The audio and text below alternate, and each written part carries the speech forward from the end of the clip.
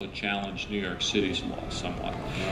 Last thing I'd like to say, one of the big changes in New York State, and one of the reasons for our success is we had a rally there, and I'd like to publicly thank Wayne LaPierre for coming to New York State and addressing the 2,500 to 3,000 people that showed up. That made a huge difference in bringing some respect and putting some muscle behind what we've been saying.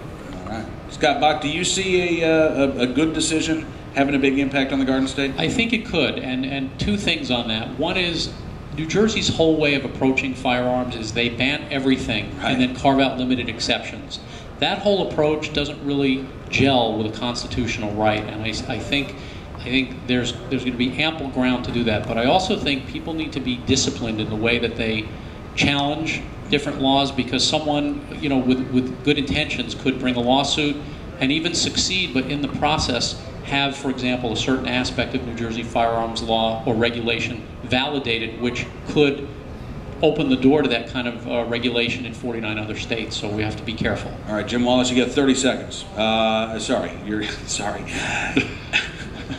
We're at 25, 24, 23, 22.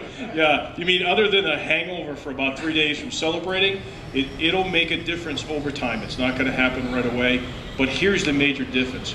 Once the Supreme Court of the United States and then the Massachusetts Supreme Judicial Court has to change their decision that this is a civil right, then it's up to the government to prove any restrictions are valid and reasonable.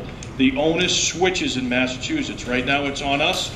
If it changes over time, now it's on them.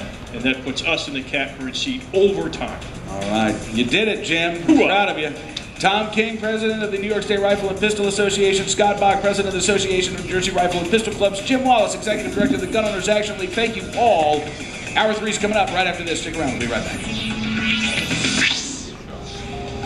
At the 2010 NRA annual meetings and exhibits in Charlotte, North Carolina, with Glenn Hoyer. He's the Director of the Law Enforcement Division for NRA.